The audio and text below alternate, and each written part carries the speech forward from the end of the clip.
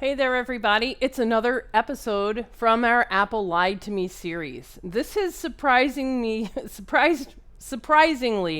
not difficult to do. I thought, hey, I'd like to do another one of these episodes. Is there any phone around here that says the Apple Store said X? That's probably not true. And I spent about 15 seconds before finding one here in slot D12. And this is a phone from Kathleen. And I thought she had an interesting note. So let's start with Kathleen's note. Now remember, if you're new to this series, I'm just doing a short video every time I come across one of these phones that's sent to me with somewhere in the note, the Apple Store said they couldn't blank. So we're going to just investigate. Maybe one of them will actually not be repairable. Maybe it's this one. I'm not really sure. I haven't done anything other than taken a quick look to see if it looks like it might be a good candidate for repair, and let's see what we can learn from this one. Remember, always get a second opinion if the Apple Store tells you that your phone can't be repaired or if they can't get your data. So let's start with the note, and we'll read this together. So this is Kathy's phone, and she says that she encountered issues with her iPhone 7 during an iOS download. Now that's usually bad news from the data recovery perspective, and maybe that's going to be bad news for this one, because the only faults that are actually repairable are bona fide hardware faults on the board. Short circuits, corrosion, a chip that gets electrically damaged, some kind of a replaceable chip on the logic board component, resistor coil diode, something like that that goes bad and is a hardware fault preventing the phone from turning on. As far as software faults go, when the encrypted flash memory is full, then the encrypted flash memory is full, and there's not much you can do about that. So these ones that kind of fail during iOS updates, they tend to be in that software category. So that's not a good sign. So why are we working on it then? Let's see. She said it froze in its updating mode. That's never good. So she forced it to shut down. It went back on for a brief period and seemed fine. So this is a real question mark. Did it actually complete the update, in which case it booted back into the iOS? If so, great. Then it gets back into sort of the good category for repair. However, a few minutes later it crashed and it will no longer start up.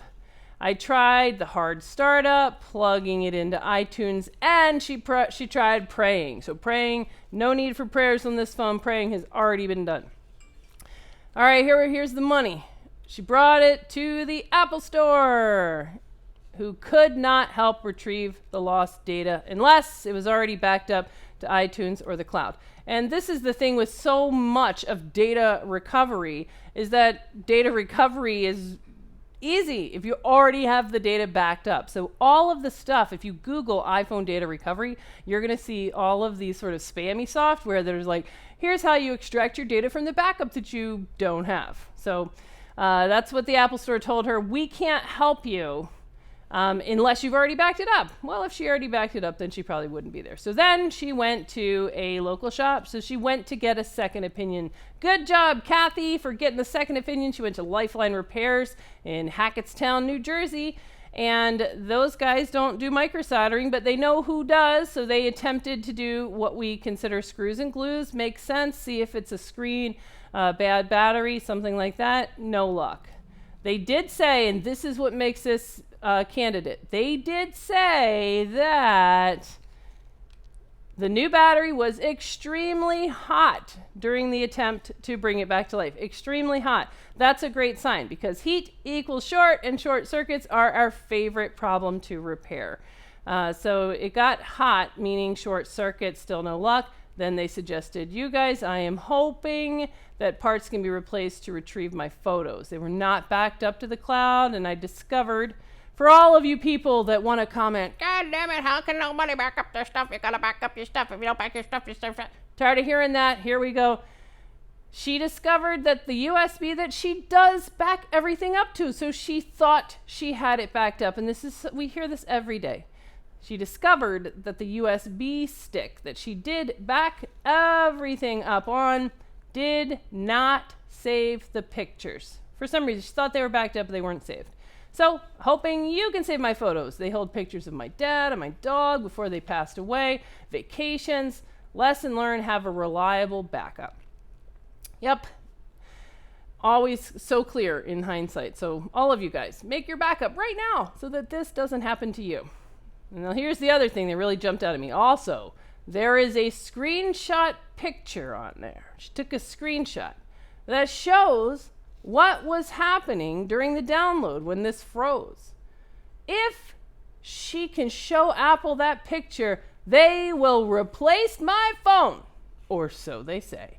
Well, let's see if we can help out Kathy, and I'm really interested to know if we can get this thing back online, whether or not that they're actually going to come through on that. That'd be really interesting. I wonder what they possibly mean. Let's see if any of you guys in chat have ever had that experience where the Apple Store said that they would replace the phone if you could produce a screenshot of what it was doing before it died. That's super, super interesting.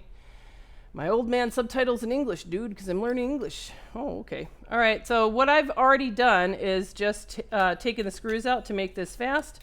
And we are going to see what's up with this phone very quickly. So I don't see any signs of any kind of physical damage to anything. It looks like a fairly normal phone. Doesn't seem bent. Nothing weird going on. And I have all of her screws here in my screw tray that I don't want to get separated. All right, so we're going to take this board all the way out. All right, so here we go. And we're going to see what happens when we plug it into DC power supply. So I'm going to plug it in right now, and I will inform you what the DC power supply says. That is right here to my left where you can't see it. And we will do the iPad Rehab trust-based DC power supply. So here we go. We're going to plug it in, at least in theory. You hear that fan come on? Can you hear it with the microphone? The fan. I'm going to unplug, disconnect. So as soon as I connect DC power, I see high current consumption. What does that mean? Short circuit, our favorite problem to repair. But what line is short? We don't know. So we're going to use the trusty old trust-based multimeter to tell us what line is short here. So let's take a look under the microscope. There we go. So we are going to take a look under the microscope. No damage on this board. And we'll use our handy dandy VCC main test point for iPhone 7. And let's do a diode mode reading. So red probe on ground. Diode mode says 0.002. So there is indeed a short circuit on the main power rail.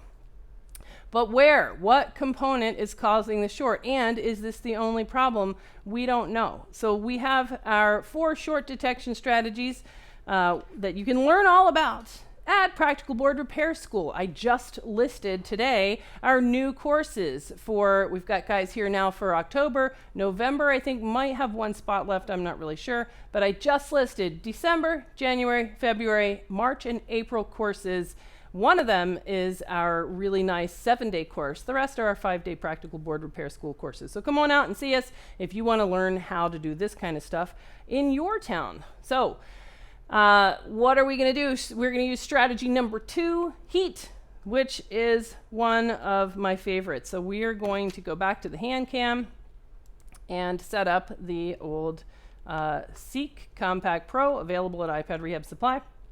Coming soon, I'm going to edit a video that I made that Larry Johnson was nice enough to lend me his Canley thermal imager, and we did a video, we recorded one that puts head-to-head the FLIR cam, the Seek cam, the other Seek cam, the Canley cam, and we have it absolutely nailed down on which one is the best. Hint, hint, hint, it's going to be the one that we sell at iPad Rehab.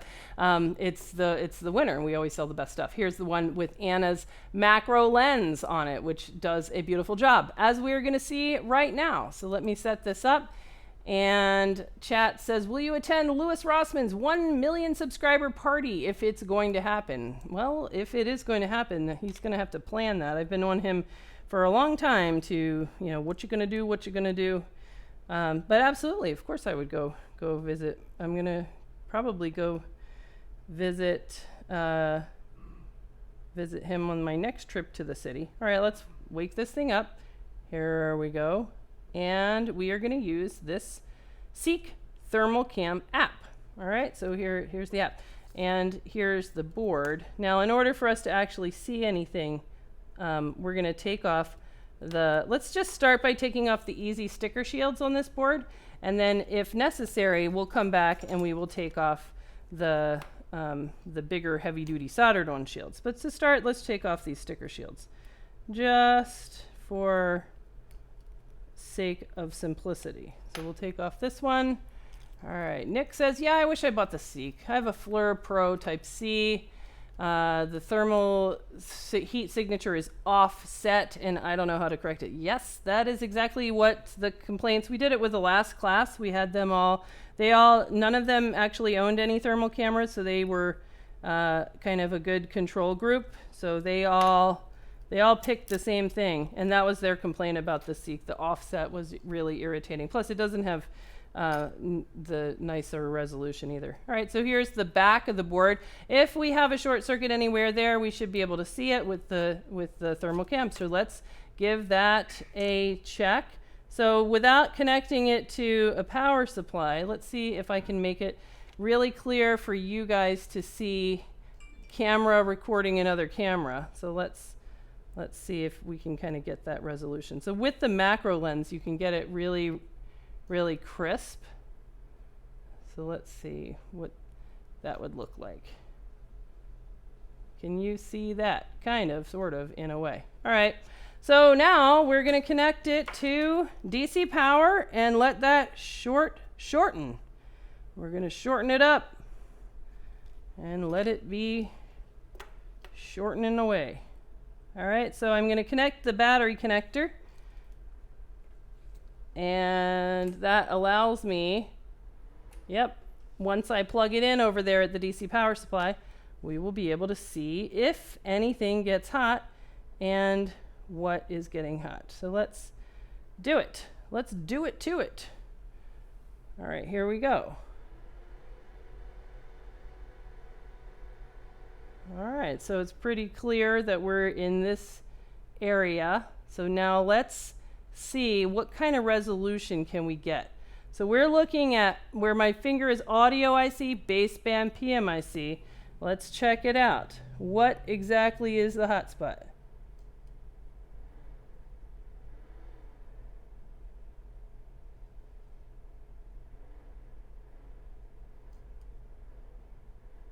I think that's pretty clear.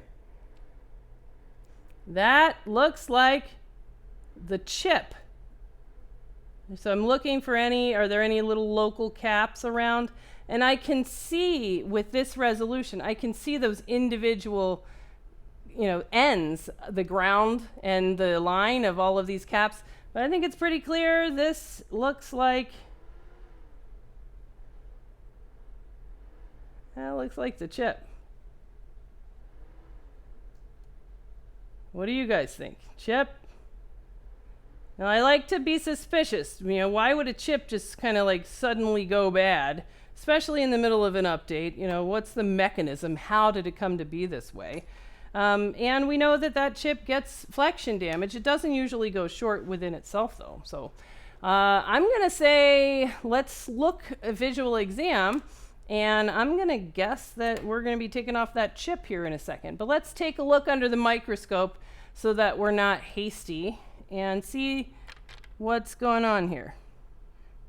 Yeah, like you look at the chip. You can see a soot mark. Do you guys see that? Right where the hottest spot of that picture was? Right here, look at that. That is like soot. See? Look at that. Now, these adjacent capacitors don't look bad. So it really looks like something happened right there, which, by the way, is exactly where flexion damage happens Remember the fault line. So here is our audio IC. Here is C12, which is all of the millions of audio Y problems out there. And then we go straight down this line. It's right here in this corner where normally the fault is that the 4 ground pads right there will kind of become loose. So I'm guessing one of them became loose and started touching something or damaged the chip internally. So we're going to go ahead and take that chip off and see if that clears our short circuit or not. Now, I have heard that with the searching no service on the iPhone 7, that if you put the phone through an update, that does sort of demand more of the power management chip for the baseband CPU, this guy here, and that can cause problems where problems didn't exist before. So it can kind of trigger this searching no service error. So this, I would guess, would be kind of a very similar manifestation of that same fault. So let's go ahead and take that that chip off. All right. Frank's Red Hot, I put that on everything. What? Can you get cameras like that in 4K non-thermal? Well, it's not necessary. I love this camera. It's affordable. I have multiple copies of it now. It beats anything else that we've tried, and it's handheld. It's perfect to, like, zoom by lifting it up and down. Absolutely love it.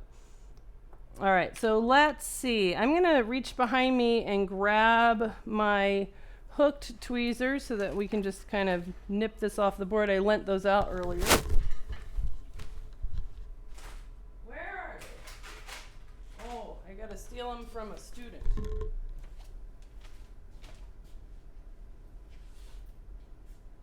Which one did I give mine to?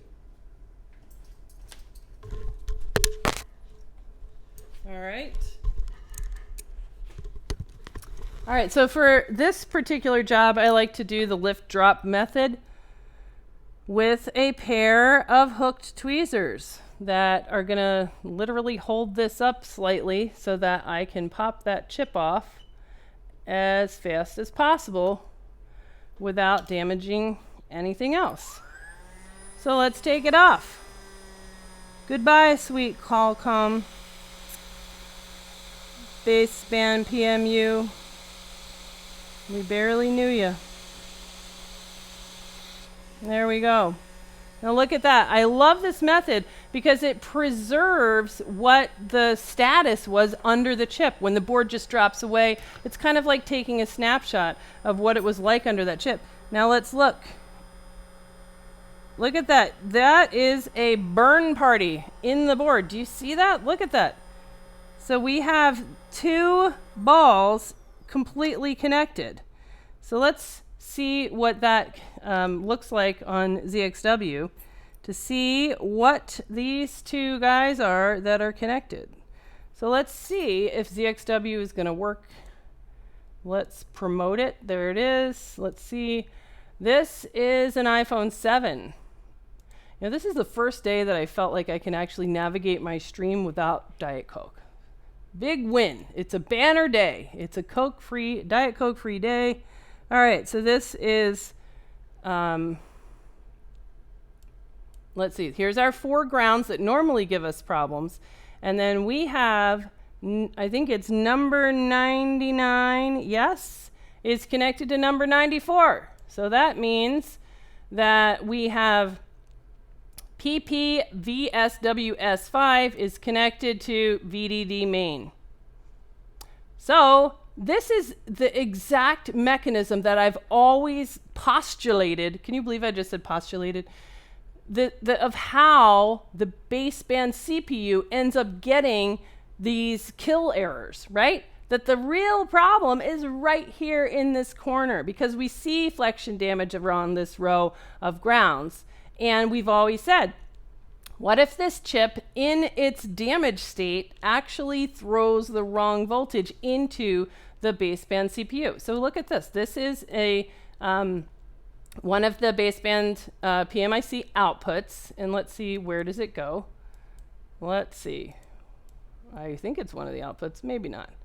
But my theory is that this chip is going to take its input, which is main, and it's supposed to chop it up and then send out low voltages to power the baseband CPU BBRF. And if it is on this sort of flexion point, if it gets damaged, then it may send battery voltage or main voltage into the baseband CPU, which would be the source of this internal damage that we see happening to the baseband CPU.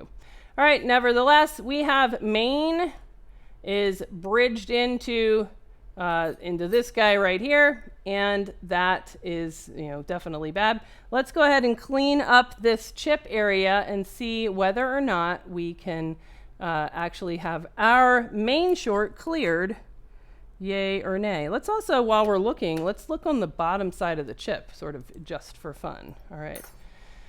How can I get my certificate after completing Apple tests? You have to ask them. So there is, I think on my blog that I wrote about it, wow, look at that chip. That's super destroyed right there.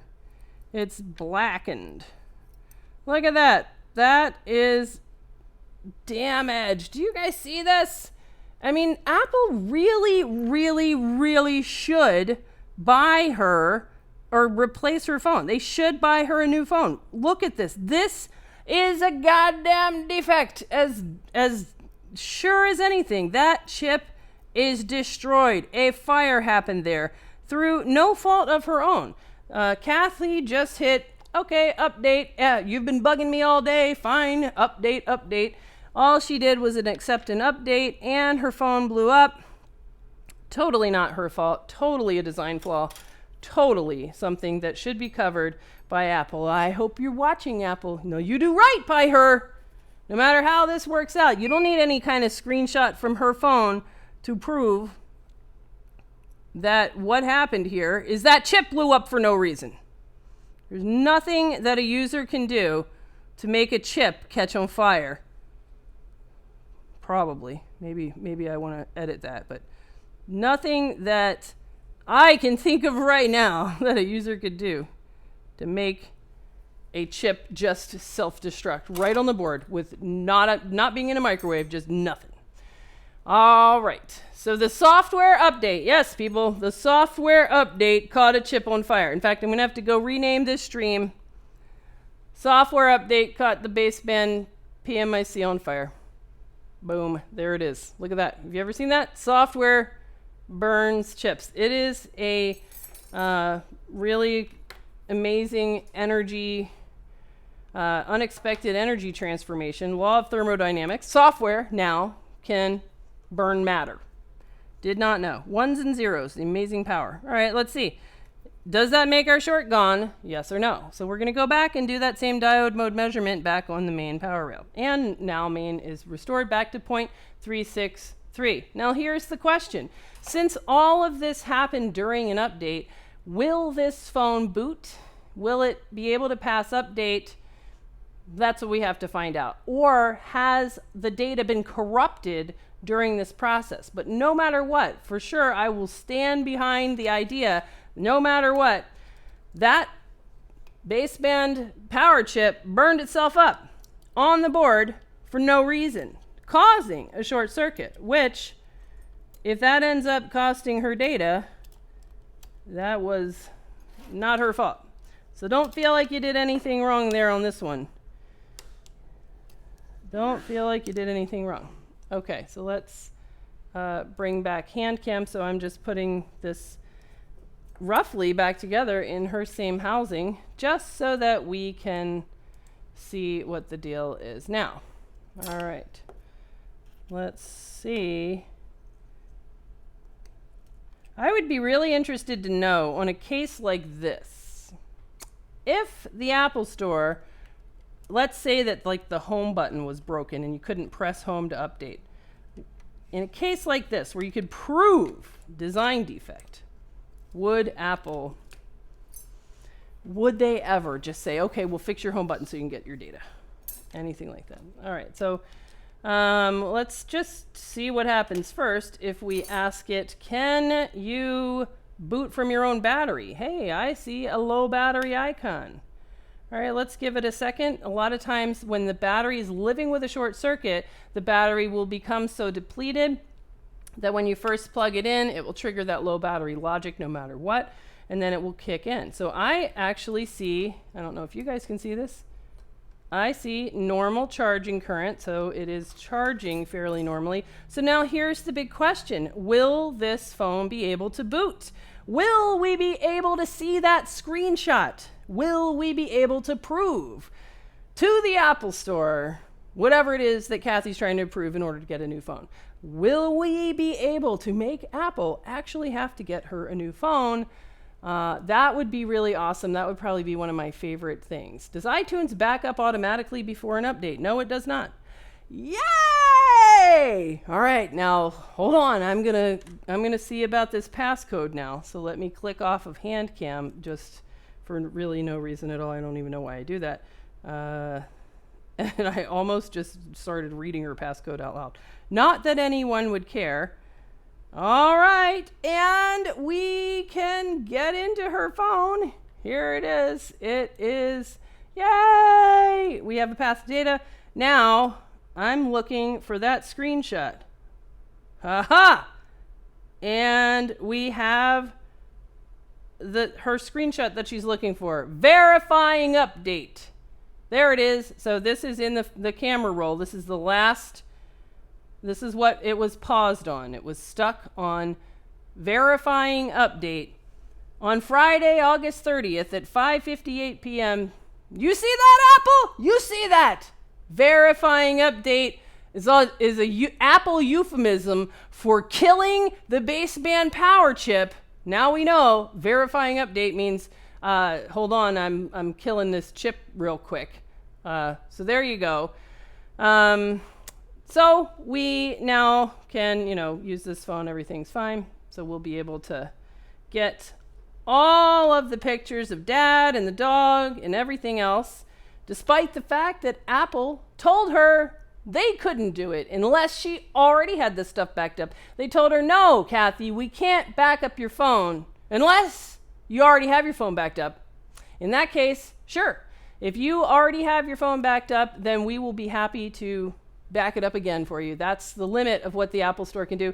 So my point, again, with this entire series of Apple Lied to Me is to always question when you're standing there in the white store of the people that made the phone. Stop and think, maybe these guys are not in the business of repair, and maybe they just don't know the kinds of signature problems these things have. Maybe they just don't see enough of them. They just don't know because they don't do it. And maybe, just maybe somebody out there does, and somebody else can help you. So go get that second opinion. Don't just accept what Apple tells you about your phone, because Apple lies all the time. And I'm going to follow up on this one. I'm going to ask Kathleen to come by in the comments when she gets this resolved. And I want to know, Apple, did you at least not lie to her about replacing the phone? Because this phone absolutely had a manufacturer's defect, like a lot of them do, in the baseband power management chip. And that's it. Another device saved.